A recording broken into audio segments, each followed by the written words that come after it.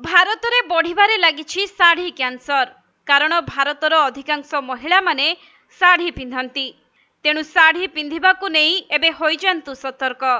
काहेकि ना भूल शैली रे साड़ी पिंधुथिले कर्कट रोगर शिकार होई पारंती। तेबे भारतीयंको परिचय हेउछि साड़ी। भारत रे अधिकांश महिला माने साड़ी पिंधिबाकू पसंद करंती। राज्य अनुसार बदली थाए साड़ीर स्टाइल।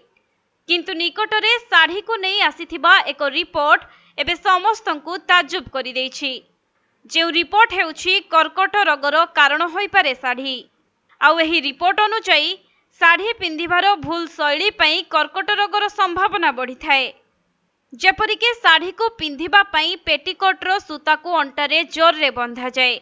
आउ एहा अंटारे घसी होई थाए। फलरे सेठारे थिबा चर्म धीरे धीरे कला मध्य होई जाए।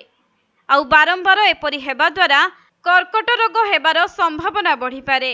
अन्यपटे कर्कट पाई मुख्यतः दायी अपरिष्कार साड़ी। जेउ अंचल रे अधिक उत्ताप एवं आर्द्रता हुए सेही अंचल रे ही कर्कट रोग हेबार आशंका अधिक रही थाए। बिहार एवं झारखंड रे एपरि मामला एबे भी देखिबाकू मिलुछि। तेबे साड़ी कैंसर विषय रे बॉम्बे रो एक हॉस्पिटल खुलासा करथिले। एही हॉस्पिटल रे जने 68 वर्षीय महिला निकटरे साड़ी कैंसर देखिबाकू मिलिथिला। तेबे से 13 वर्ष बयसरू साड़ी पिंधिबा आरंभ करथिले।